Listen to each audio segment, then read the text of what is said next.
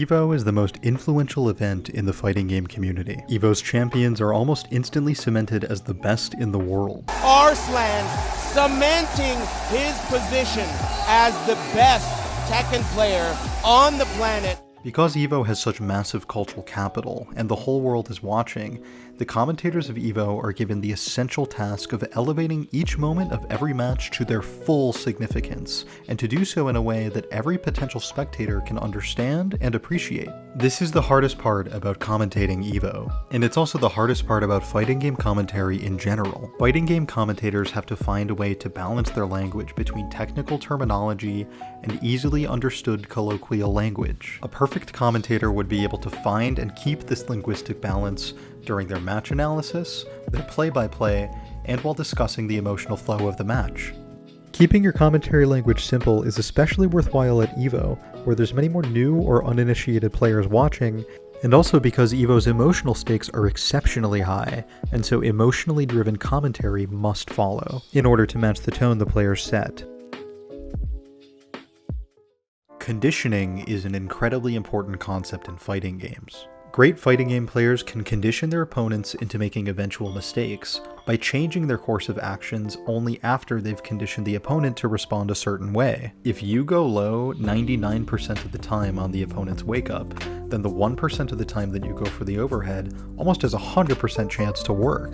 But if you're in the heat of the moment at EVO 2019, commentating matches for Street Fighter V, you don't always have the time to explain this concept in such detail or provide examples, and you're not sure if all of your audience members can understand whatever example you provide.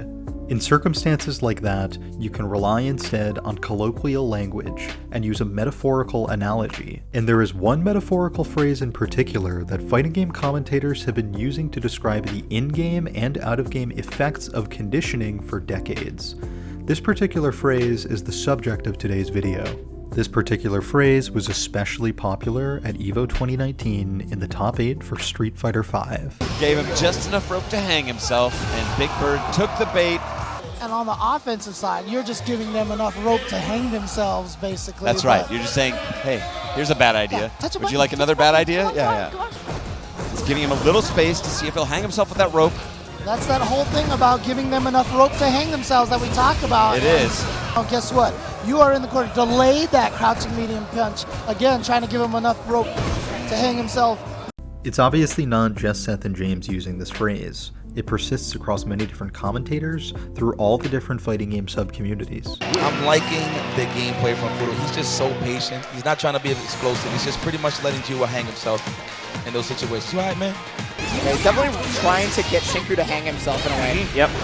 Great awareness, tick throw, backs up a little bit, tries to let Nemo hang himself. Look at that stun bar. Slayer literally hung himself there with that nomad dash. He hung himself. Oh, hang himself. Hang himself. Hang himself. Hang himself. Hang himself. At a glance, the phrase seems like it's a decent blend of technical analysis and common language. Anybody can understand what it means.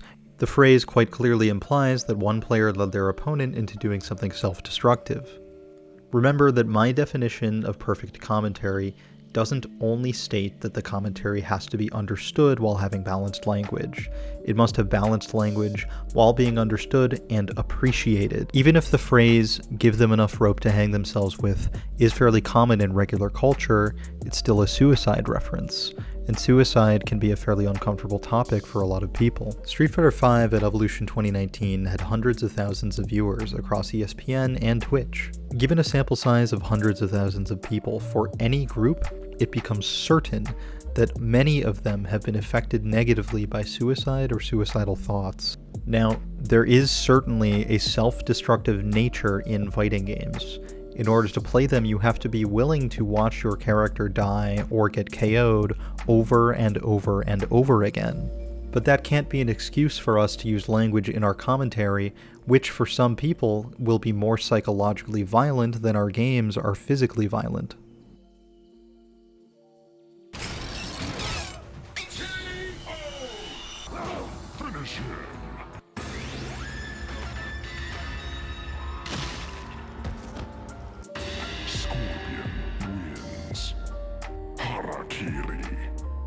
Even if Relento players are hanging their opponents, or you can kill yourself in Mortal Kombat Deception with a Harakiri.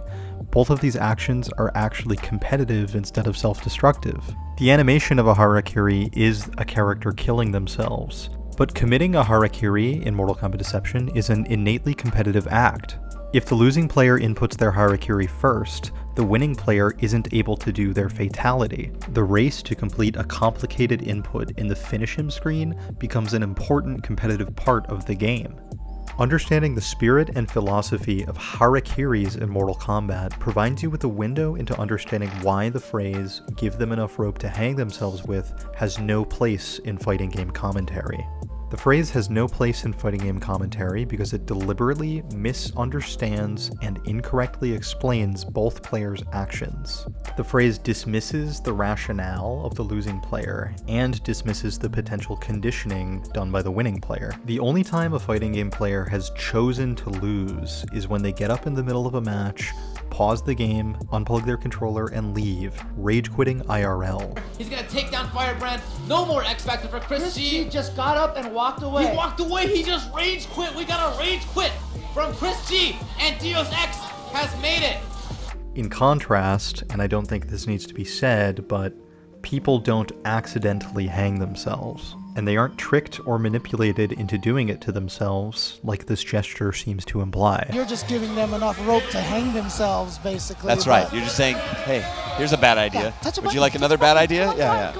If somebody does hang themselves, then it was an intentional choice. If somebody loses a fighting game match due to an action they took in resistance to their opponent's will, then that's their choice, but they made that choice with the intention of winning, not losing, not dying, not killing themselves. The final choice that the losing player made may kill their character, but it is a choice that was made in spite of the winning player, not made in spite of themselves.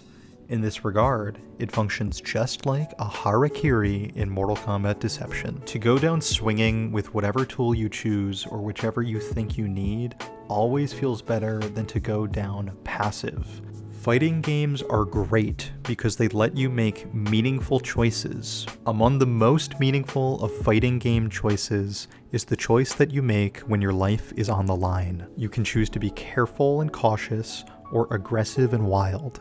Whichever choice you make in a life or death situation is meaningful, and a fighting game commentator can rob you and the audience of all of the meaning of your choice if they choose to simplify your aggressive decision as suicidal behavior by saying something like, "The winning player gave the losing player enough rope to hang themselves with." Guys! He's trying to tell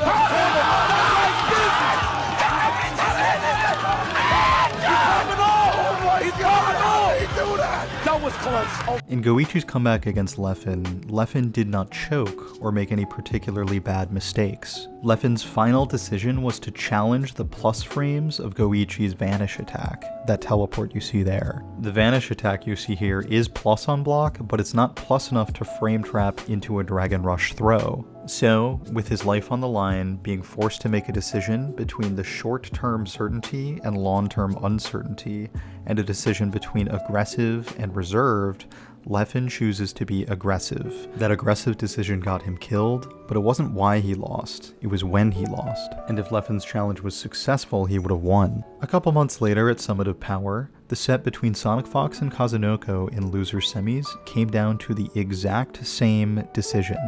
It's one touch win. One touch win. Kazunoko said, "I won Capcom Cup. Let me show you." Kills. Oh, what a who does that? That's it.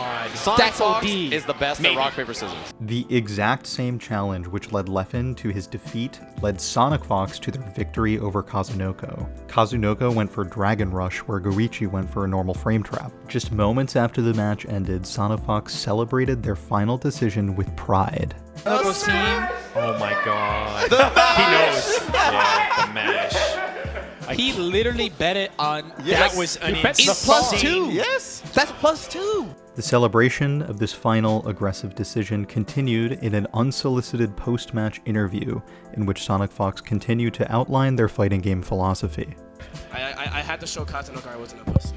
Oh, what was that? And although that's an unconventional way of expressing it, what Sonic Fox means here is that they needed to show Kazunoko that they're not afraid of making game-winning decisions that are scientifically and conventionally inadvisable and high risk. Even if you do lose doing something like that, at least you went out trying to make a read. If you've been in the FGC for long enough, you may have heard of something called the Ume Shoryu. The tactic, which consists of walking up to the opponent and dragon punching them, is used by Daigo Umehara. It is an unbelievably high-risk maneuver performed on reads that the opponent is going to do something to try to contest you, but when done by Daigo, nobody questions it. The damage that it does to the opponent goes beyond their health points. Ume Shoryu does massive conditioning damage. The conditioning can force the opponent to stop playing by the book and start doing things that don't make sense conventionally. 紛れとか、いろんな風に言われるけど、でもそれがスパイスになってるわけじゃないですか、格闘技。完全に最初から最後まで戦略だけで終わってしまうと、ちょっとハードルが高すぎるというか。Fighting game is something so great. A significant part of what makes fighting games so great is that there is no objectively best way to play. High-risk decisions will always have their place in any competitive game, in any match. So when a high-risk decision doesn't go the way that the risk-taker intended, there's no reason to simplify it or improperly explain it by saying that the player hanged themselves. Because we've seen, time and time again, whether it's Sonafox mashing against Vanish, or Cool Kid wake up Super Ring Tokido 3 times in a row.